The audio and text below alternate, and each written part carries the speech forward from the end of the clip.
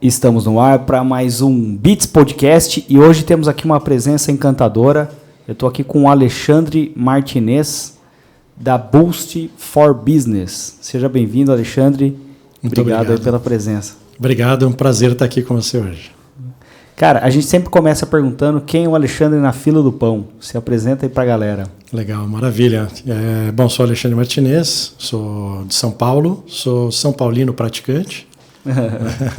Corredor amador, faço ultramaratona, né, e corridas de montanha, pai de 3 crianças, um menino de 17, uma de 13 e uma de 11, então já garante aventura, diversão, e estou no mercado trabalhando aí com tecnologia, sendo executivo na área já há um bom tempo, aí, desde 90, da década de 90, então do século passado.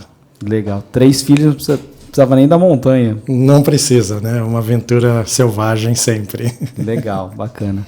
E eu vou começar pelo São Paulo. Então, você é São Paulino, praticante. São Paulino praticante. O que você achou do São Paulo perder o Hendrick? Pois é, né? Você viu que coisa? Ser São Paulino praticante também é uma aventura selvagem, né? Porque a gente vai, não vai, volta, e parece que vai e volta de novo. Então, assim, é emocionante, mas a gente vai bastante no estádio, a família toda acompanha, a gente é torcedor mesmo, legal, gosta e faz parte, né? Eu tenho um sócio aqui que ele é São Paulino roxo, cara. É o mesmo? Richard, Sofre, tem sofrido também. Tem sofrido. Legal. E como é que você começou a trabalhar? Você nasceu em São Paulo? Nasci em São Paulo. E aí foi estudar? Estudou no Colégio Rio Branco? Não foi no Rio Branco. Eu venho de uma educação, meu pai, como história de muitos filhos de imigrantes, né, teve uma vida que não foi tão gentil no começo e sempre valorizou muito o trabalho sobre a educação formal. Então, sempre me deu todas as oportunidades lá no início da carreira, da vida, né, no estudo, mas ele sempre falava isso, ele falava assim, olha, tudo que você aprender na escola tem que colocar na prática, o que vai realmente fazer diferença é o que você sabe e o que você aplica na prática. Então, logo cedo, assim que tive a primeira oportunidade, fui fazer estágio. Uhum. Então, eu estudava no colegial. Logo antes de iniciar o colegial, ou no início, no primeiro ano, em frente à minha escola ia abrir uma escola de informática. Imagina, naquela época eu ensinava DOS, Excel não, Lotus 1, 2, 3, WordStar, né, era outros apps, e ia abrir essa escola. E eles estavam procurando pesquisadores de rua. Então, que era para fazer pesquisa de mercado, saber se ia ter realmente demanda para a escola e quais eram os principais cursos. Então, eu comecei lá nisso. Comecei fazendo pesquisa, já estudava, né, ali bastante afinco na computação, programação no início, e comecei a fazer isso. Depois acabei dando aula nessa escola, junto com o colegial, e fui fazer estágio. Então, fui fazer estágio naquela época, Escola Técnica Professor Camargo Aranha. Então, lá tinha estágios em algumas empresas, né, que já eram maiores, já tinham parceria. Então, o pessoal ou ia para a Telesp ou ia para a IBM. Né, e eu acabei indo para a Telesp. Então, foi assim que eu comecei. Programação, estágio na Telesp e comecei a trabalhar com mainframe, comecei a trabalhar com programação em alta plataforma. Depois veio downsizing, olhando um pouco os primeiros computadores e foi evoluindo em cima do estágio na Telesp. Caramba, o mainframe é aquela programação que era meio que no cabo, assim. Você fazia o papel do processador. Exatamente. Então, eu estudava bastante, né? Vinha com essa questão do meu pai. Estudava bastante programação e eu lembro que era uma época interessante, né? Assim, a gente ia no mercado uma vez por mês, que era a compra do mês, época de inflação, né? Hiperinflação, então de um dia para o outro eu perdia muito dinheiro. A gente ia ao mercado e lá no mercado ele deixava eu comprar um disco, um LP.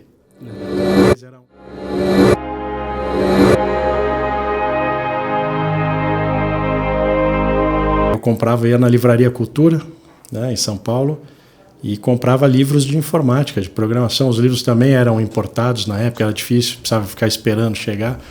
Então, comprava. Então, eu sabia programar, tinha uma boa programação na época, mas quando eu cheguei para o mainframe era um mundo diferente. Para colocar em prática, né? Colocar em prática.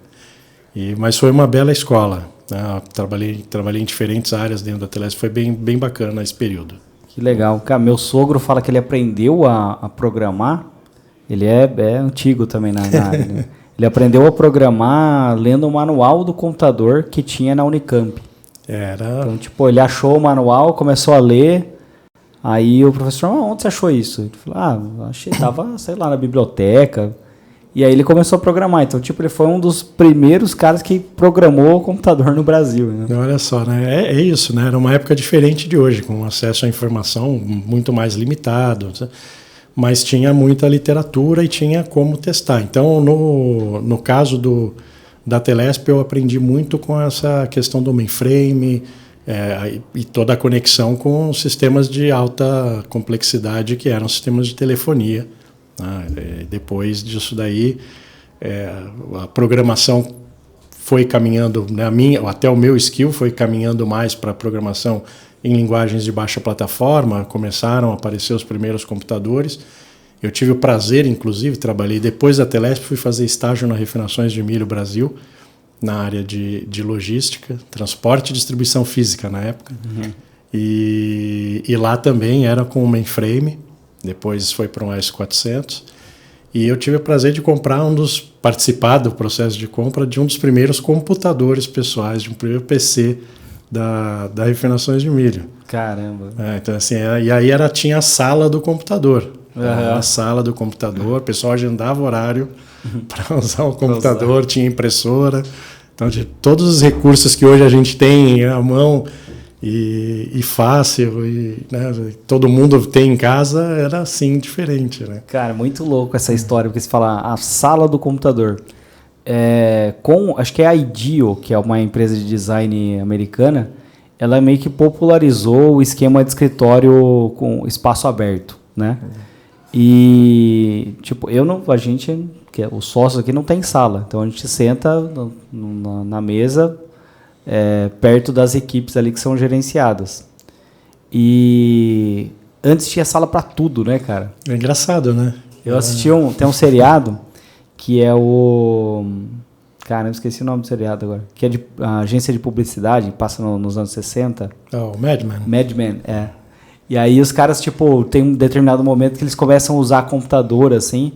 Aí tem a sala do computador e tem um cara que começa a pirar, que ele fala, isso aí vai roubar o emprego de todo mundo, não sei o quê.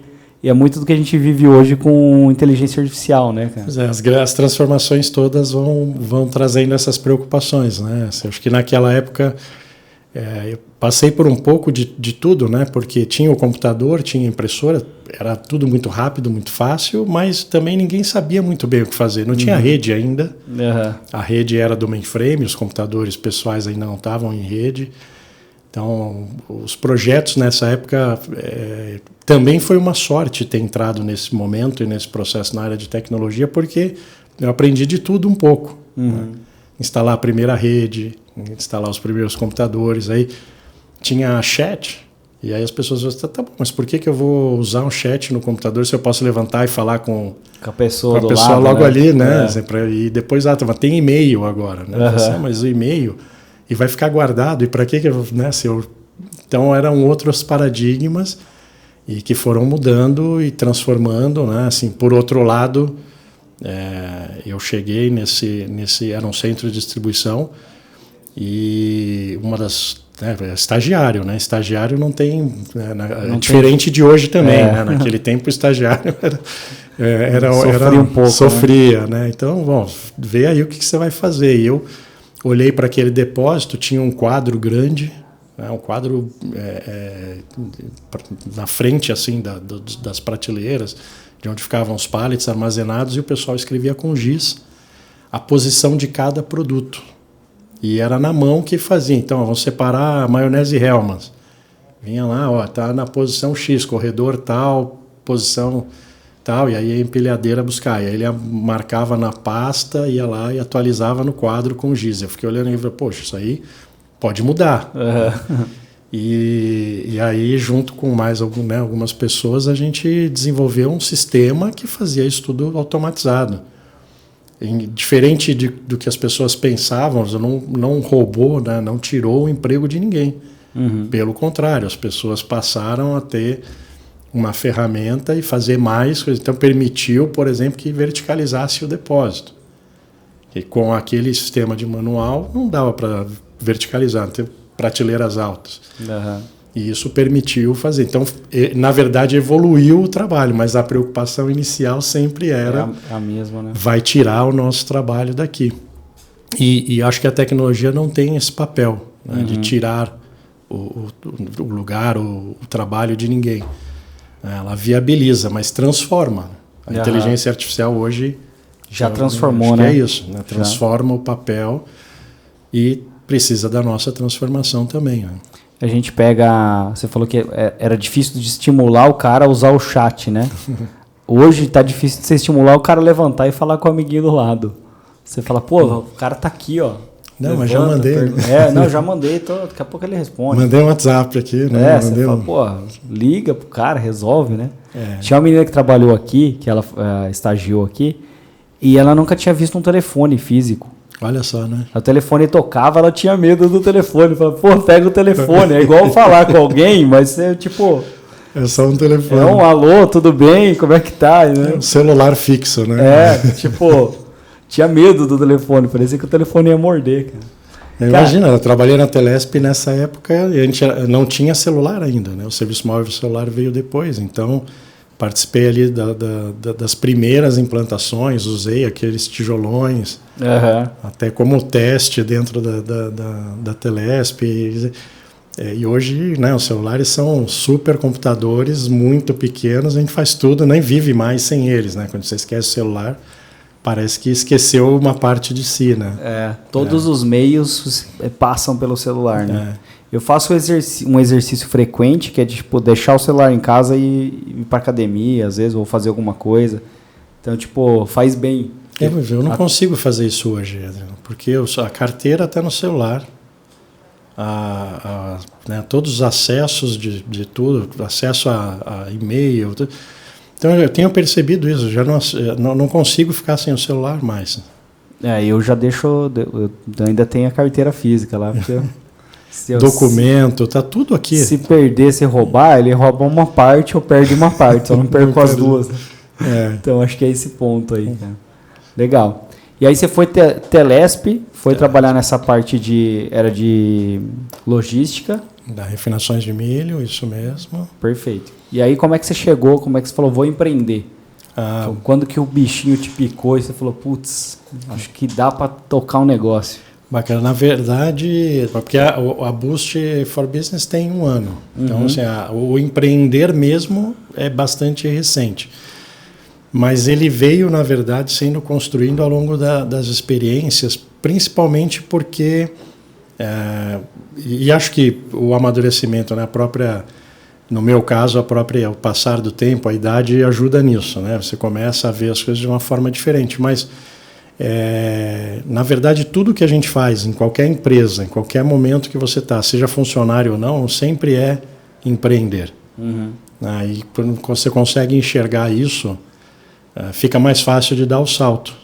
Eu fiz muito, eu passei por cliente, né, fui cliente final por muito tempo, passei por integradores, solution providers, fui fabricante, né, trabalhei na Dell por um tempo, depois voltei para empresas de integração e de tamanho médio, grande, pequena, nacional, multinacional, então passei um pouco de tudo. E sempre nessas experiências você está empreendendo, você está defendendo um ponto de vista, defendendo uma ideia, vendendo um projeto, está construindo algo, mas no final das contas o controle não é seu. Né? Assim, o controle do que fazer, do que vai acontecer na sequência não é seu. Então a decisão de montar a Boost for Business, né? e encontrei as pessoas para fazer isso junto também, ela passava por ter o controle sobre a forma de construir, a forma de entregar, os valores que você quer apresentar. o que você aceita fazer, o que você não aceita fazer. Uhum. Então, passou bastante por isso. E traduzir aquela experiência prática dos anos empreendendo dentro das empresas numa empresa própria. Bacana. E aí, antes da Boost, você trabalhou numa empresa chamada IT One. IT One, empresa mineira. Mineira? Com esse nome, pode ver? Empresa mineira, assim. Mas lá tem o Vale do Queijo, né? Tem Minas, o Vale do Queijo, Tem o Vale do Queijo. Legal. E o que você fazia lá? O que a IT One fazia? Lá fui CEO dentro de um processo de transformação, a empresa que tinha, né, é uma empresa de integração de sistemas, tem já um bom tempo aí no mercado, e vinha buscando um processo de profissionalização da estrutura, né, para fazer uma aceleração do crescimento. E aí entrei como CEO, primeiro CEO não sócio, que não veio dos sócios originais dentro da estrutura. Então essa atuação lá, né? Então sempre conectado. Acho que o bacana aí, Adriano, é que vem essa experiência, né? Eu fui cliente muito tempo. Dentro do cliente eu fui muito tempo área de operação. Né? Quer dizer, entendi o que logística fazia, entender o que vendas faz, entender as áreas de negócio e a sua relação com TI. Depois fui para TI. E aí, em TI, a minha ideia em TI sempre foi como ajustar, ajudando as áreas de negócios a usar os recursos de tecnologia de uma forma mais efetiva.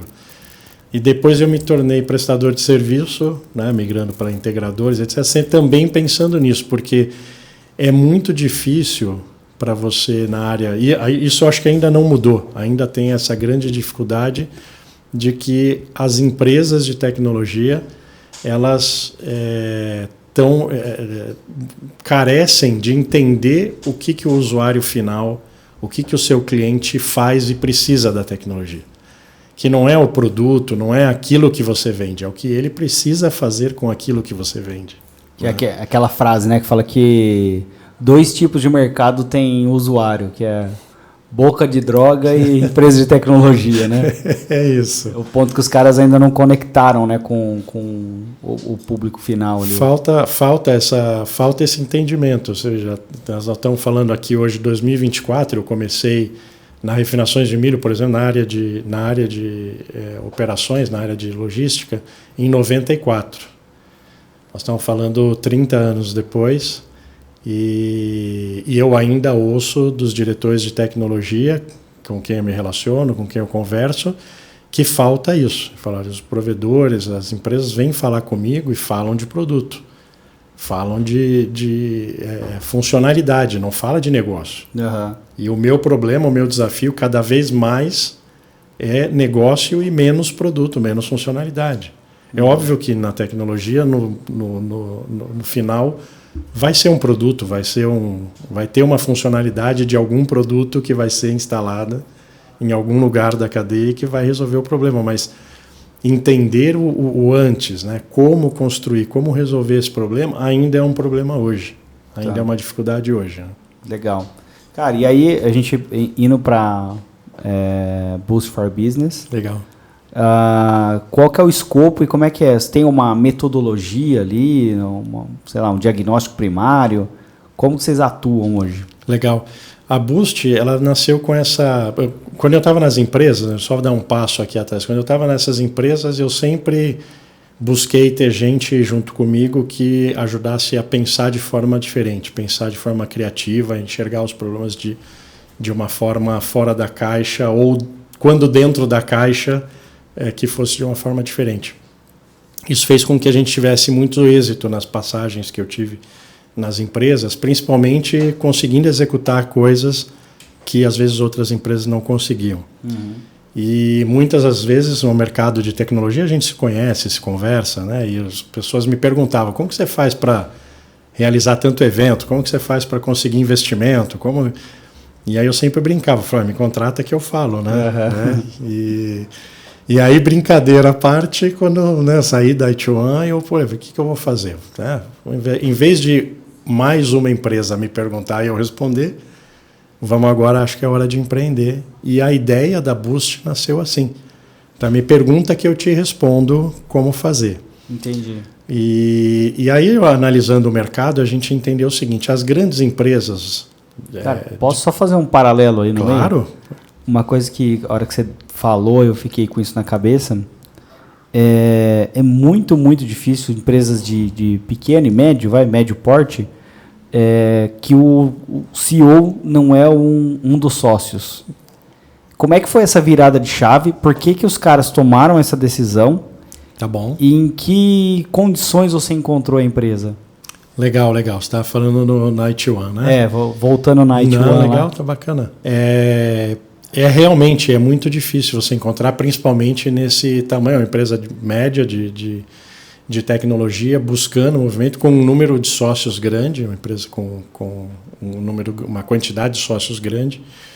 E o movimento era muito conectado com a profissionalização. Eu sempre fui meio contrário a esse termo de profissionalização, porque quem trabalha na empresa, sócio ou não, é profissional também. Uhum. Mas é o termo que tem se usado bastante no mercado.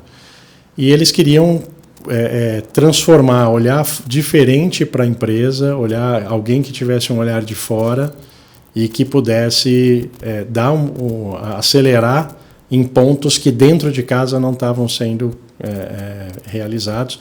E o que é natural, você dentro do trabalho, quando você está dentro de casa, você acaba tendo dificuldade de implantar tudo o que você quer, até porque às vezes já se acostumou. A gente se acostuma com os problemas, né, quando a gente está dentro da empresa. Então, a ideia de trazer alguém de fora era essa, né? E o que eu encontrei, na verdade, foi uma empresa bastante estruturada, uma empresa com uma governança estabelecida, com um trabalho feito de criação de conselho, criação de diretoria, com finanças em dia, com uma estrutura que já era uma estrutura bastante profissional, né, e que, a partir dali, encontrava um enorme potencial de dar um salto, né, e de se transformar. Porque esse é o desafio da empresa média, é o desafio da empresa média de TI, e que é a realidade da maior parte das empresas. Uhum. E essa foi, inclusive, uma grande inspiração para a Boost, que era olhar para as empresas médias que, em um determinado momento, chegam no teto do que os seus donos, do que os seus sócios conseguem executar sozinhos, né? Ou até com o time que tem, porque às vezes o time também fica limitado àquilo que já está executando, aquilo que deu certo por muito tempo. Então, essa experiência acho que marcou a transição justamente por isso. Uhum. Eu olhei e falei assim, olha, quantas empresas médias de TI a gente encontra no Brasil que são geridas pelos sócios, pelos fundadores, que têm um mérito gigante de manter uma empresa e crescer uma empresa por 10, 15, 20 anos no mercado brasileiro, que é um mercado bastante desafiador, é um mercado que traz desafios e complexidades sempre. Todo ano tem um desafio novo, uma complexidade nova. A gente fala muito da pandemia agora, mas não é a pandemia, é o dólar, é a inflação, é a dificuldade de desenvolver negócio, a dificuldade de você conseguir recursos, e a dificuldade de falta de gente, e o tempo todo você está trabalhando com limitações. Uhum. Então, para a empresa média, que normalmente o sócio vem, ou é uma combinação de técnicos que montaram a empresa, porque tinham conhecimento técnico e aí cresceram, mas muitas vezes falta o conhecimento comercial, ou às vezes são comerciais que montaram a empresa e tem o desafio técnico. Ou quando é o híbrido, né, você chega no limite de crescimento dos dois, porque falta o skill de administração, de gestão de uma empresa. Então, de uma forma ou de outra, a gente encontrou um mercado de TI com empresas médias que tem esse grande desafio. Como crescer, como acelerar depois de 10, 15, 20 anos no mercado e dar um salto além daquele que você conseguiu chegar. E aí, como ex-executivo de empresas que contratava consultorias, eu também notei que tem essa dificuldade no mercado, que as consultorias muitas vezes olham para o cliente com o ponto de vista de que você está fazendo algo errado, algo que está faltando, né? E a gente queria fazer diferente. Então, assim, pegar o empresário, ajudar o empresário de empresas médias principalmente, que tenha essas dificuldades, mas que tem mérito, que construiu muita coisa. E partir dali. Partir de onde ele chegou e como acelerar, como impulsionar em cima daquilo que você já fez bem, você já construiu. Então a Boost nasceu com esse ideal. Vamos ajudar empresas médias, principalmente de TI, brasileiras, que têm sócios, que têm donos, que têm até eventualmente executivos profissionais, mas que estão nesse momento de preciso dar um salto agora. E aí, como ajudar? Com processo, com metodologia, com conhecimento e às vezes até com a conversa. Falar, eu já fiz isso no passado e deu certo. Eu já fiz isso no passado e deu errado. Vamos entender no seu cenário como isso pode... Às vezes o empresário quer isso. Ele quer saber a experiência que você teve. Benchmark ali, benchmarking, né? Cara, e como é que... uma questão que me deixa curioso, assim, o sócio se torna CEO. Só que ele praticamente absorve alguns trabalhos administrativos e continua atuando na área técnica ou comercial. Qual que é o papel de um CEO numa empresa? Legal. É bacana essa pergunta, Adriano, porque você matou a charada, né? O sócio se torna CEO, ele ganha uma série de atribuições em cima disso, mas ele mantém atribuições do papel que o levou até o sucesso, né? Tem um empresário que eu conversei logo no início, foi antes de montar a Boost mesmo, quando eu estava desenhando a ideia, e ele falou, Martinez, eu sou, né, de manhã eu sou Chaves, à tarde eu sou Chapolin.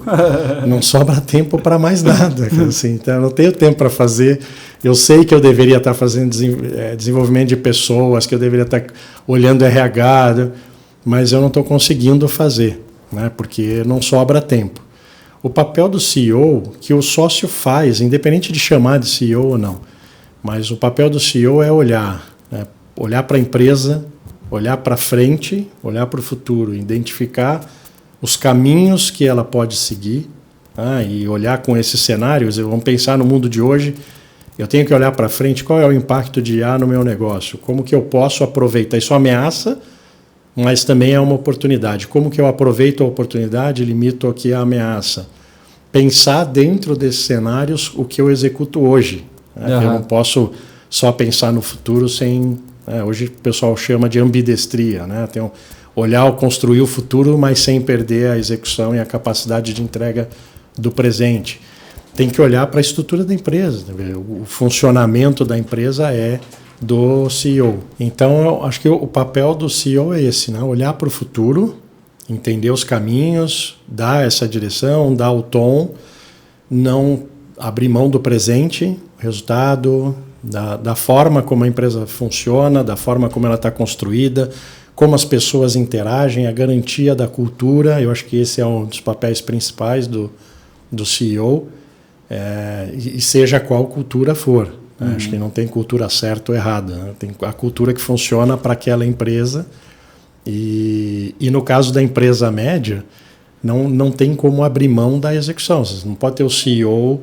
que está ali, então, eu só estou olhando o futuro, estou gerenciando, tem que manter a mão na massa, porque tem que sentir o que está acontecendo dentro da empresa, falar com as pessoas, mostrar e dar o exemplo. Então, acho que esse é o papel principal do sócio CEO, né?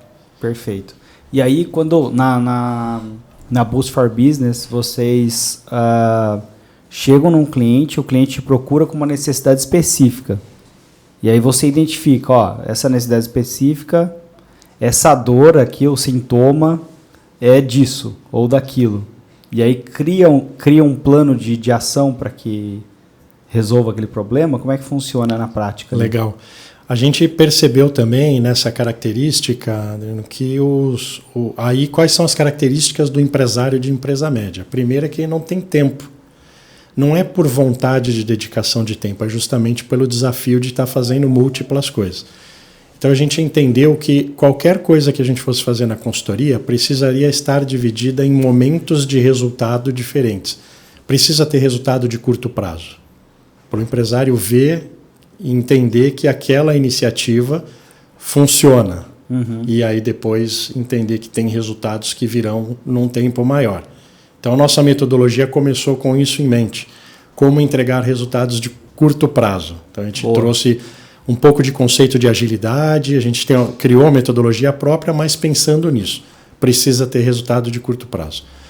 Quando a gente falou em precisa ter resultado de curto prazo, a gente tocou num assunto que era um assunto importante, que é resultado.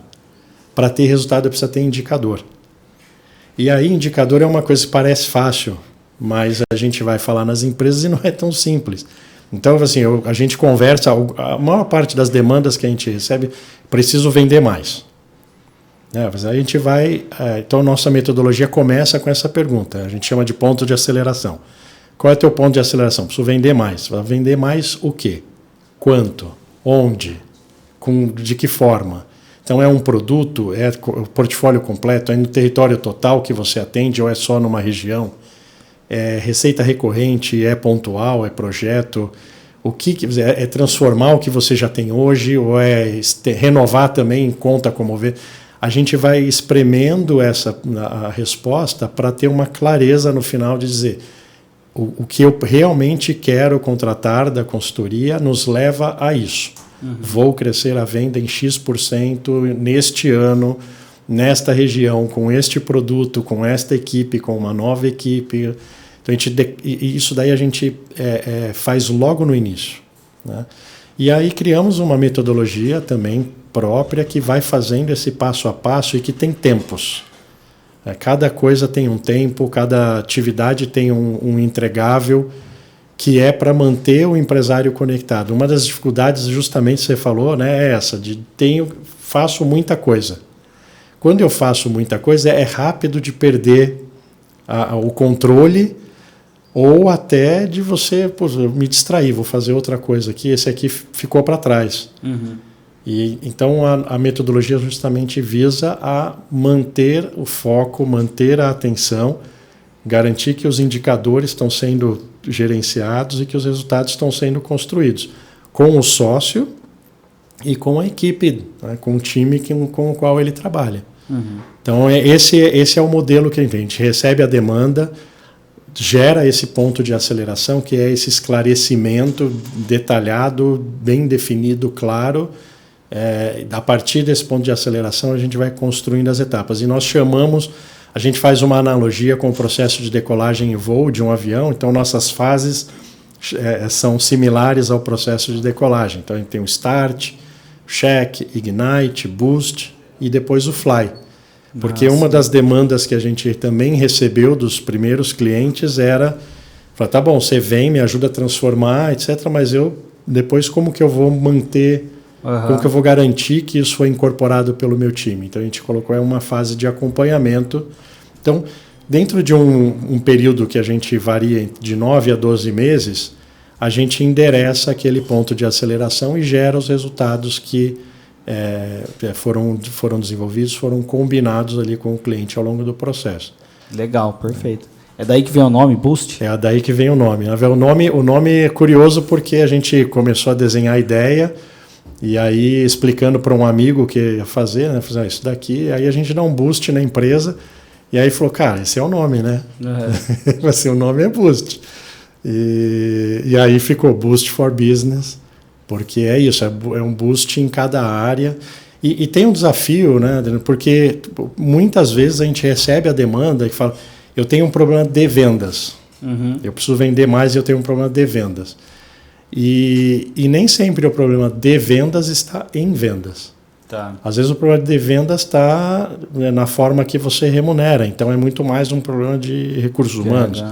Ou ele está no marketing, me falta material, me falta posicionamento, eu não tenho mensagem, uma proposta de valor clara, então eu chego no cliente para falar e não tenho muito bem definido como falar. Então, a nossa ideia também é olhar a empresa como um todo. Quer dizer, o problema que gera a solução, vou inverter aqui o paradigma, a solução que gera um aumento de vendas não necessariamente é aumentar a quantidade de vendedor ou um problema relacionado à ineficiência do vendedor. Às vezes tem outros elementos. É tudo em cadeia, né? Tudo em cadeia. Cara, quais são os principais indicadores? Vocês atuam na área de gestão, marketing e vendas, né? Isso. Quais são os principais? Eu vou ali começar da cabeça, que é a gestão.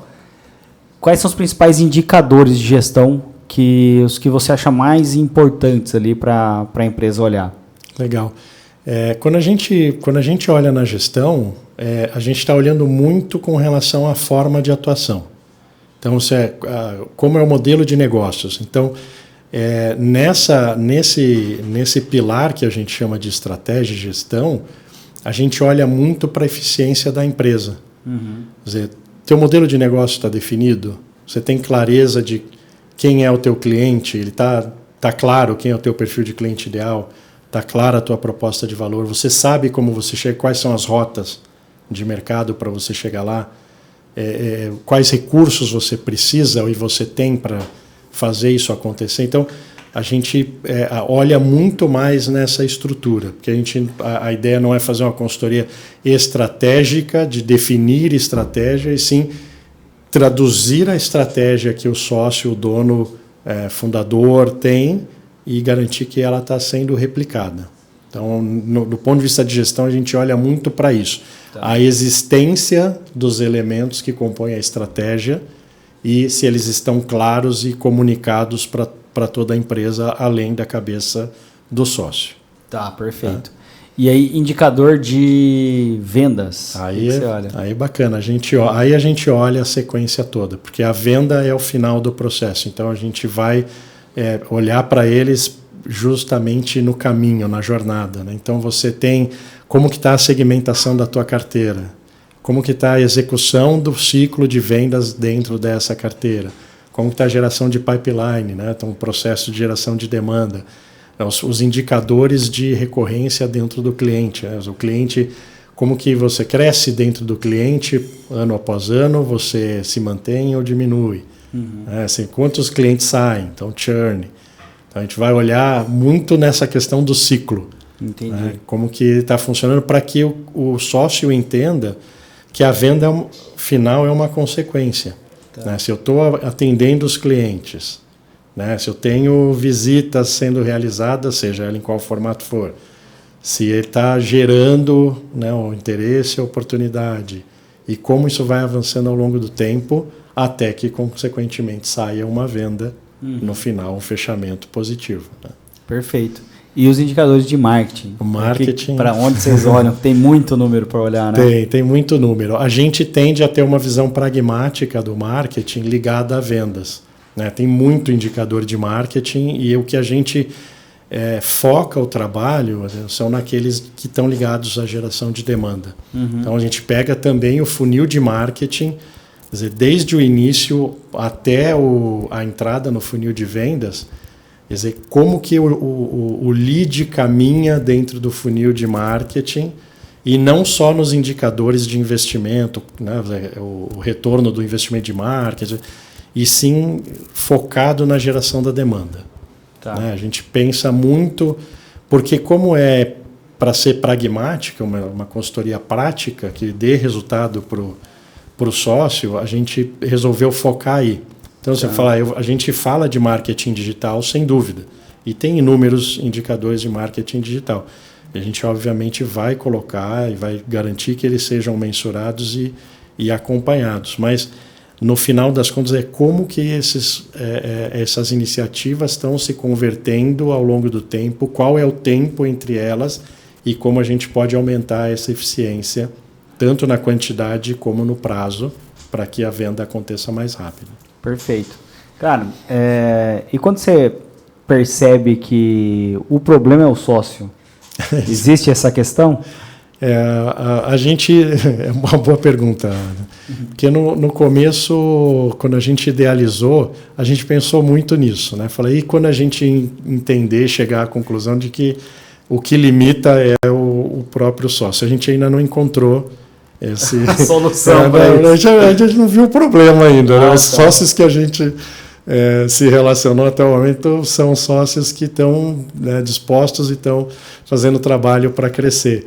Mas a gente entende tenho até uma percepção de, tipo, se o cara procurou uma consultoria para ver o que pode ser, como que ele pode ser ajudado ali, né?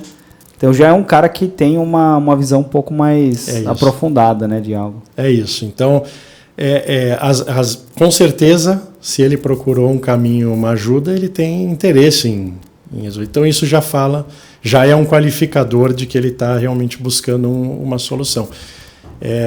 Mas nas nossas duas primeiras fases, que são fases de entendimento, que é o start e o check, que a gente fala com o sócio e fala com o time, a gente termina essas fases com gap analysis, para dizer, olha, sócio, a tua visão é essa, e a visão do teu time, dos teus clientes, dos teus parceiros é essa daqui. Uhum. Tem um gap aqui, pode ser positivo ou negativo, ou seja, a sua visão está muito à frente do que a tua estrutura, ou vice-versa. A tua visão está atrás, você está segurando o barco e o barco tem motor para ir muito mais longe. Dúvida. Claro. Geralmente a visão do sócio ela é melhor ou pior do que a realidade? Geralmente a visão do sócio, geralmente, né? Assim, a gente tem exceção, mas geralmente ele está segurando um pouco. A característica, eu acho, das empresas médias é de que eles são cautelosos. Uhum. Eu não vou colocar todos os recursos para avançar a toda a velocidade. Então, a maior parte a gente encontra isso. Fala assim, olha, você está achando que não pode ou que tem que ir mais devagar e dá para ir um pouco mais depressa. Tá. Né? A estrutura está preparada. Os clientes, você pode fazer esse movimento que você quer um pouco mais rápido. A gente, ao longo do trabalho, inclusive, vai encontrando isso. Né? A gente, mas está muito rápido, está indo... E depois você vê que ele acompanha, começa a acelerar e vai numa velocidade maior, porque ele sente confortável, sente a vontade de... começa a se sentir mais à vontade porque vê que os recursos estão acompanhando. Tá. Mas a gente ainda não encontrou, mas a gente discutiu muito isso. Como dizer... Primeiro é como identificar que o sócio é que está limitando e depois como trabalhar isso. Então, até um passo para a gente trabalhar esse ponto, a gente incluiu na metodologia, Adriano, uma análise de perfil comportamental. Então, a gente usa uma plataforma e a gente logo no início faz uma análise de perfil e o comparativo do grupo, para identificar que pontos de conflito eventualmente tem ou que oportunidades ali de desenvolvimento tanto o sócio como o seu time tem para poder desenvolver isso e a gente apresenta para ele. Então, assim, algumas formas que a gente foi encontrando para quando tiver esse problema na mão, a gente já tem endereçado desde o início. Legal. Você acredita, eu tenho assim uma tese que as empresas geralmente elas são a sombra dos sócios e outra coisa é que elas o crescimento das empresas ou o crescimento ou não crescimento esbarra em problemas emocionais dos sócios. O quanto disso você acredita que é verdade ou mentira? Eu acredito bastante nisso, Adriano. Acho que realmente a empresa ela adquire não necessariamente a cara do sócio, mas a cara a forma como ele enxerga o negócio. Uhum. Às vezes não é a sua característica, mas ele enxerga o negócio de uma determinada forma. Então, se você pegar um empresário que enxerga o seu negócio como um legado e que ele vai deixar para os filhos e que isso que a empresa precisa ser perene, ele vai lidar com o negócio de uma determinada forma. Se você pegar um empresário mais arrojado que esse aqui é um negócio, se precisar vender ou sair, eu saio ou vendo, ele vai lidar com outra forma. Então, acho que essa natureza se reflete na forma como a empresa funciona. Uhum. O desafio é que ele não está sozinho nessa jornada, ele tem o time. Então, ter pessoas que entendam com clareza para onde ele quer ir, como ele quer ir, né, e como elas se encaixam dentro desse processo. Porque imagina, você tem um empresário que vê como um negócio puro. Né? Se eu tiver que sair do jogo amanhã, eu saio, vou vender a empresa. E você tem gente no time que está ali falando, não, puxa, mas isso aqui é para sempre, vai durar, não encaixa, né? Uhum. E aí você gera frustração. Então é importante ele entender como ele enxerga, ter essa clareza para o time e as pessoas também se encaixarem dentro desse tipo de propósito. Mas a empresa vai funcionar com a cara que ele enxerga o negócio. Uhum. Bacana, cara. Cara, e assim, muita gente fala mal de consultoria, né? Então, o cara fala, o cara vem aqui, não sabe nada do que é feito e não sei o quê. Ou o cara, enfim, fala mal de consultoria. O que falta na Boost? Se a Boost fosse um cliente da Boost, o que você identificaria de gaps ali que precisam ser melhorados? Legal, bacana. Essa é uma pergunta cabeluda. A pergunta cabeluda, mas são as boas, né? Mas eu acho que você falou do ponto que a gente no início pensou. Esse mito da consultoria. Então a gente, obviamente sem nenhuma referência a nenhuma, né? Mas como a gente ouve, a consultoria é o pessoal que vem aqui, faz o PowerPoint, vai embora. Se funcionou, fala que foi a consultoria. Se deu errado, fala que a gente implantou errado. Uhum. Então, desde o início, a gente pensou como não ser essa consultoria. Tá. Então, por isso que a gente já falou de consultoria de aceleração e impulsionamentos. Eu não vou corrigir. Eu não vim aqui corrigir o que está errado na tua empresa. Eu vim te ajudar a impulsionar em cima daquilo que deu certo. Vim te dar um empurrão. Te dar um empurrão, é isso. Né? E como que é esse empurrão? Esse empurrão é ágil, porque você não tem tempo a perder e tem que fazer as coisas acontecerem e ver resultado no curto prazo. Ele tem indicador, tem resultado, ele tem um processo claro, tem tempos. Então a gente criou com essa cara de que ela não tem o viés de correção e sim de aceleração e de funcionamento. E principalmente que fosse pragmático, ou seja, quem trabalha com, né, nós que somos sócios, temos experiência nas áreas e nos pilares que a gente atua. Quem a gente está trazendo no barco tem experiência nas áreas. O ecossistema que a gente está montando de parceiros são empresas que têm expertise na área de TI, que conseguem atender as empresas de TI. Então, tudo isso está baseado na premissa de que a consultoria tem essa mítica de que os caras vêm aqui, não sabem muito bem o que falam, montam o PowerPoint, vão embora e é isso. A gente queria ser reconhecido exatamente como o contrário. O que a gente hoje, olhando para nós mesmo, que a gente se preocupa, vamos dizer assim, em acelerar e impulsionar, é a escala. Porque você trazer pessoas que tenham conhecimento nos pilares e que tenham o skill de consultoria, então não é um mercado que está ali fácil e tem um monte de gente no mercado. A gente tem que gerar formas de que o nosso processo seja escalável, repetível e que seja com uma quantidade de pessoas menor, menos pessoas em relação a mais negócios. Uhum. Então, hoje esse é o nosso... Onde a gente está focado hoje como automatizar, como usar a inteligência artificial para acelerar as nossas entregas ou para enriquecer as nossas análises e as nossas interações com os clientes, como criar novos caminhos de acesso para a consultoria que não sejam só os tradicionais de falar com o consultor e ter um resultado de uma análise e encontrar caminhos diferentes. A gente está muito dedicado nisso. Legal, bacana. Cara, o que vocês fazem de marketing para vocês? Como que é a atuação na área de marketing? Legal, bacana. A gente... E aí é o desafio que a gente tenta, né? Casa de ferreiro, espeto de ferro, né? Então, tudo aquilo que a gente fala para os clientes, a gente busca fazer. Então, a gente hoje tenta usar todos os meios tradicionais de marketing. Então, a gente vai desde presença, reputação em rede social.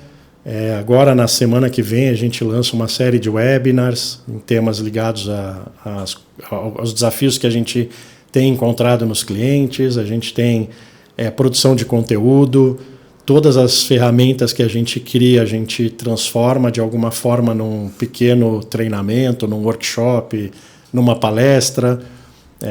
A gente aprende com as nossas referências, as referências do mercado. Então, tudo aquilo que a gente faz de melhoria, a gente volta nos clientes que a gente já passou e implanta né, ou executa sem nenhum custo adicional, porque ele é um cliente e vai se beneficiar de uma melhoria. Então a gente vai destacando desde reputação e autoridade, né? A gente tem automação de marketing, então nós somos representantes de uma plataforma, a gente usa essa plataforma, faz a gestão do desenvolvimento do lead desde o contato, e a gente vai lançando os recursos, testando aquilo que funciona. Quando não funciona, a gente não deixa de usar, a gente testa muito, e acho que esse é o princípio da consultoria.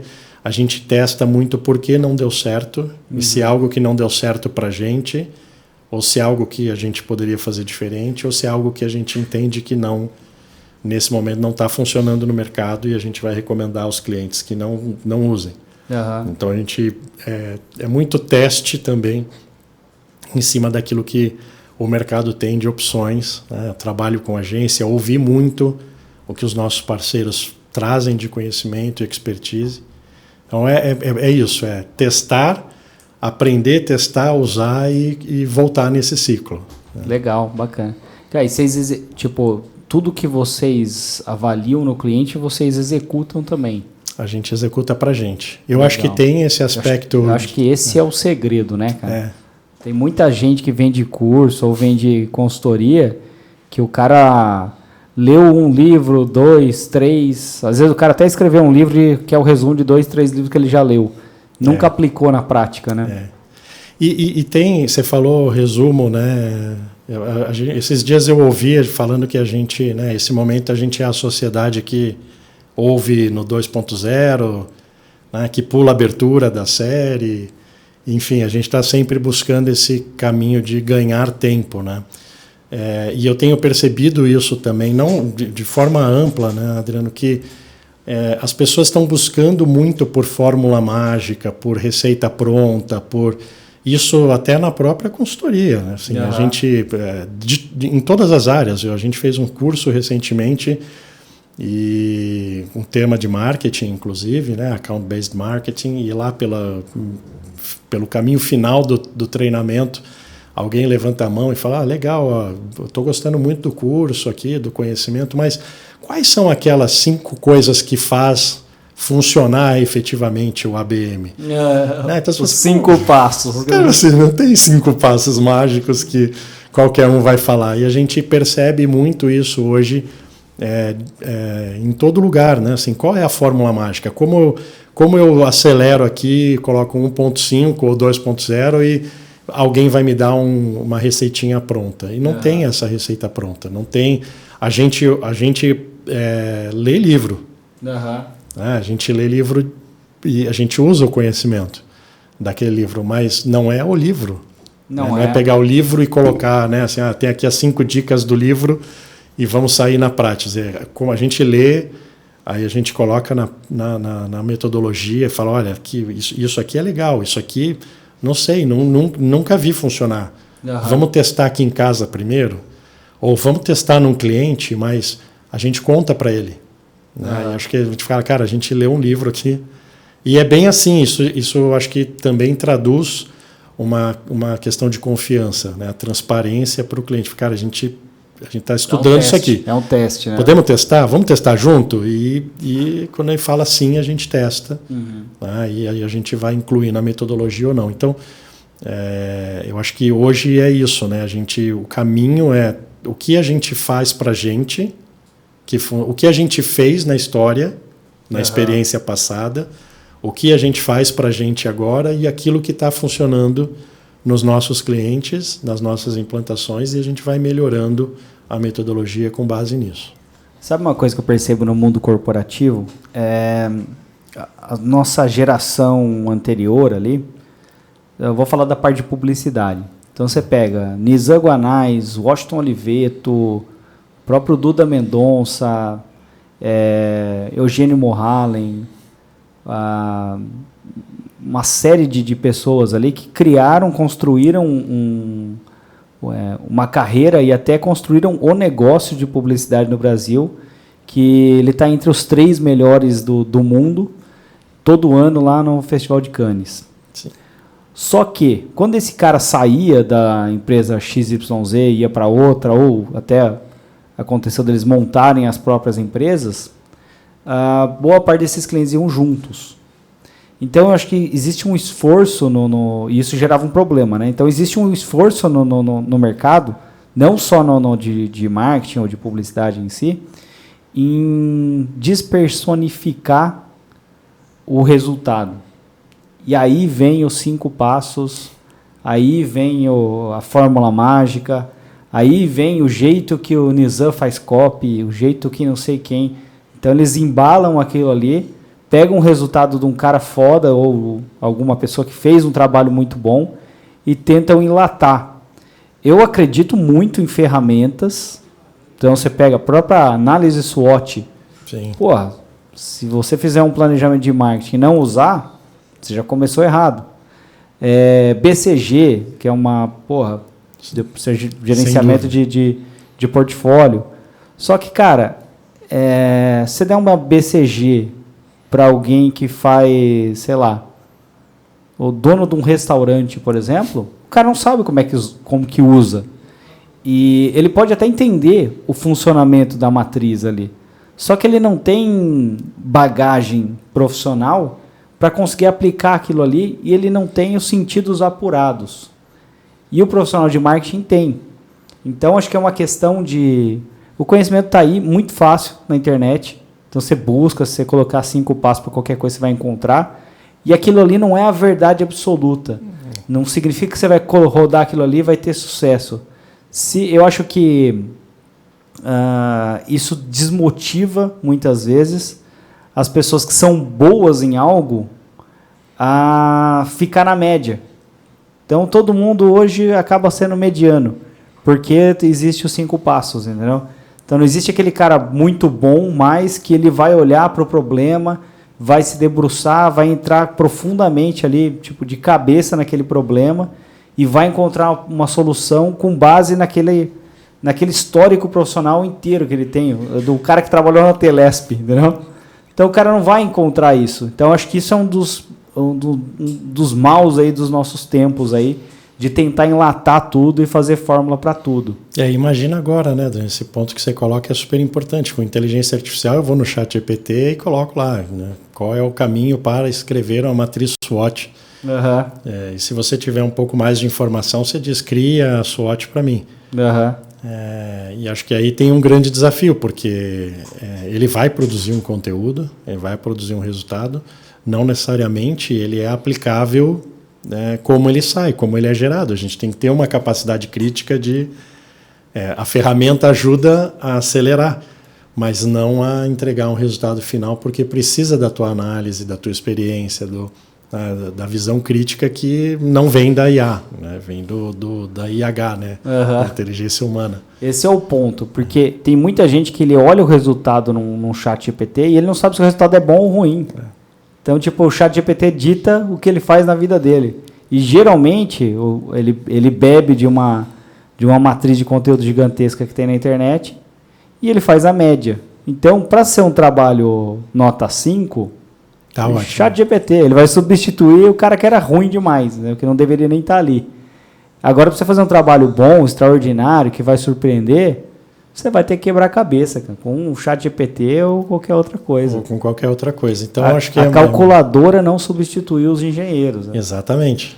E nem o computador e nem os softwares todos que a gente tem. Então, acho que isso é muito bacana. Agora, você vê que interessante, você deu o exemplo aí de publicidade, né? Você falou dos Zanguanais. Recentemente eu estive numa palestra onde ele apresentou ali, um evento de um fabricante, e foi super interessante porque ele falou muito da transformação da inteligência artificial, de como ele está investindo, né, em novas iniciativas que usam intensivamente IA. E aí ele mencionou, ele falou, cara, eu vinha fazendo o tradicional. E aí eu li um livro, e esse livro me inspirou a olhar totalmente diferente para aquilo que eu mesmo fiz e ajudei a criar no Brasil, né, esse jeito de fazer publicidade e tal. E aí eu fiquei lá ansioso, né? Falei, será que ele vai falar qual é o livro? Né? E aí ele falou. Eu falei, eu já vi esse livro, mas eu nunca li. Eu já vi na livraria, mas nunca li. Aí eu fui lá e comprei. E aí são duas coisas que eu acho interessantes disso que Qual que é o livro? vou falar aqui, Organizações Exponenciais. Tá. E é bem interessante, porque primeiro assim, eu já tinha visto realmente na livraria, eu gosto de ler muito, mas ele tinha me chamado a atenção, mas nem tanto, né? E aí esse é o primeiro ponto. O segundo ponto é que depois que eu li, mas com o viés do que o Unis agora falou, falei, putz, realmente transforma, porque você começa a ver uma... Então, e a gente usou muito desse... falando de aplicar na prática o que a gente vê, a gente usou muito isso. Eu li o livro no final do ano passado, a gente começou alguns clientes no início do ano passado, então a gente voltou em clientes e a gente mudou um pouco a forma de trabalhar em função da leitura do livro. Porra, e da discussão legal. Em cima desses aprendizados. A gente voltou em alguns clientes e revisitou aquilo que a gente tinha levantado e trouxe novos insights, né? Então, eu acho que esse é o... E sempre falando isso com o cliente, né? Assim, eu acho que isso que é bacana, né? Eu vou lá e falo, olha, eu li esse livro aqui, achei incrível, tem esse resumo aqui, e a gente quer, em função disso, a gente quer testar isso, né? E a gente vai melhorando a metodologia com base nesse aprendizado. Isso eu não tinha aprendido antes, eu aprendi depois, e a gente transforma na metodologia, né? A gente vai se construindo, né? Vai se construindo. A cada dia a gente, né? O ChatGPT, óbvio, eu uso desde o início, porque eu sou apaixonado por tecnologia. Mas na nossa metodologia a gente está começando a testar agora. Né? Porque assim, e muito no início do processo, que é perguntas provocativas. Né? Como assim, tá, a gente levantou informações e fez uma análise, fez um diagnóstico. Quais são as perguntas provocativas que você traria em cima dessa análise, em cima desse diagnóstico? E aí tem coisas que a gente olha e fala, cara, a experiência já me diz que não é esse caminho. Mas tem 1 ou 2 insights, sempre que a gente roda, tem 1 ou 2 insights que eu chegaria nesse insight, muito provavelmente mais lá na frente. E ele me ajudou a acelerar. Então, eu acho que usar a ferramenta certa no momento certo para ver como ajudar. E uma coisa que você comentou também, que a gente traz na prática, né? Acho que o objetivo da consultoria tem um objetivo de educar, de ajudar em ganhar novos conhecimentos, mas não tem o objetivo de mostrar o quanto você não sabe. Eu posso chegar no cliente e falar, mas você nunca ouviu falar em BCG, ou você nunca fez um SWOT, ou NPS, ou Canvas, ou qual o nome seja que a gente fale das ferramentas, e o cliente pode nunca ter ouvido falar. O propósito não é mostrar para ele, olha, a gente sabe muito e você sabe pouco, então deixa eu te contar aqui, né, como a gente é incrível. Então tem inclusive ferramentas que a gente simplifica o nome. A gente vai lá e usa e fala, isso aqui é uma planilha, uma matriz de não sei o quê. Aí depois o cara fala assim, mas poxa, isso aí... Eu falo, não, isso aqui vamos fazer um workshop, nós vamos te explicar em detalhe isso, porque você vai poder usar e isso chama assim, usa assado. Então a gente traz a educação, mas na hora de usar, às vezes a gente simplifica porque a ideia é que ele compre o modelo, que ele incorpore aquela ação muito mais do que ele fala, puxa, eu não sabia disso. Cara, vou contar um problema que a gente teve aqui e que fez com que a gente criasse uma metodologia. Então, sempre via lá, metodologia XYZ e tal, para você vender infoproduto. E putz, beleza. Eu fiz alguns cursos desses de metodologia e tal. Tem alguns que são muito bons, acho que virou também prática criticar esses caras, né? Então você pega do Leandro Ladeira lá, eu acho, ele é muito bom, a metodologia é boa. Aquele negócio a personalidade dele faz com que a metodologia dele dê muito certo, ele é muito bom, muito competente. Acredito que se você fizer o treinamento, os cursos que ele vende lá, e aplicar, você também vai ter relativamente algum sucesso, dependendo da capacidade ali do ser humano que está fazendo do outro lado. Mas o problema que a gente tinha aqui era o seguinte: você contrata um profissional de tráfego pago, aí você vem, sênior, sou pleno, tá, beleza, esse cara manja. Você coloca o cara na cadeira, você passa a campanha para o cara criar, e ele não sabia coisas básicas. Você contratou outro cara que era júnior e o cara sabia as coisas básicas que o pleno não sabia. Você contrata o Stag, aí o cara sabe mais do que o outro, ou, enfim, uma zona. É uma zona. E aí o cara chamava de pãozinho, o que o outro chamava de cacetinho, e que é aquela divergência, e o cara aprendeu com a metodologia do X, o outro aprendeu com a metodologia do Y, e na hora de conversar, de juntar ali a marketing digital, amplo pra cacete, e ninguém era a Torre de Babel. Falei, cara, quer saber? Vamos pegar tudo que a gente sabe, simplificar e criar nossa metodologia. Então, a jornada de compra, aprendizado, a gente criou 3. 3, por quê? Porque é fácil lembrar. É conhecimento, confiança e compra. Acabou. Tudo está englobado dentro desses 3. Aí você, mas aqui na parte de confiança dá para fazer 2 etapas. Não, cara, é igual o CRM. Agora o cara enche de etapa, o cara se perde. É isso aí. Então a gente simplificou ao máximo para conseguir fazer com que as pessoas entendessem. Cara, a gente teve um ganho assim de aprendizado. O cara ficava 6 meses pelo menos para rampar aqui, para estar apto. Cara, em 2 meses no máximo o cara já está apto, né? Por causa dessa simplificação. Então eu concordo com você. É melhor ser tipo, tira tudo com a teoria, tal. Isso aqui é um martelo, serve para isso. Serve para martelar prego. Mas dá para eu martelar madeira? Dá, mas a gente vai usar ele nesse momento para martelar prego. Então é prego e martelo, né? Então a gente simplificou muito a metodologia para conseguir ter esse ganho de aprendizado e conseguir entregar resultado mais rápido. Acho que esse é o caminho, né? A gente, na nossa metodologia, inclusive, a gente diariamente busca formas de padronizar a metodologia, e esse é outro paradigma também da consultoria. A gente quer que a metodologia seja exatamente a mesma sempre. Uhum. O personalizado é o conteúdo, não a metodologia. Então, a forma de fazer a entrevista, a forma de fazer as perguntas, quais perguntas a gente faz, que informações a gente levanta, que informações a gente entrega, essa a gente quer que seja exatamente a mesma sempre. Mas até hoje, quer dizer, nós do ano passado para hoje, a gente nunca pegou um slide e falou assim, olha, nossa, aqui é exatamente igual ao do cliente X, pega lá e coloca aqui. Uhum. Até hoje não teve uma vez que a gente chegou nisso, porque embora as soluções e as recomendações sejam semelhantes, não são as mesmas. Uhum. E aí é muito personalizado para aquele cliente, para aquele desafio, até porque o ponto de aceleração, o desafio dele é diferente do outro.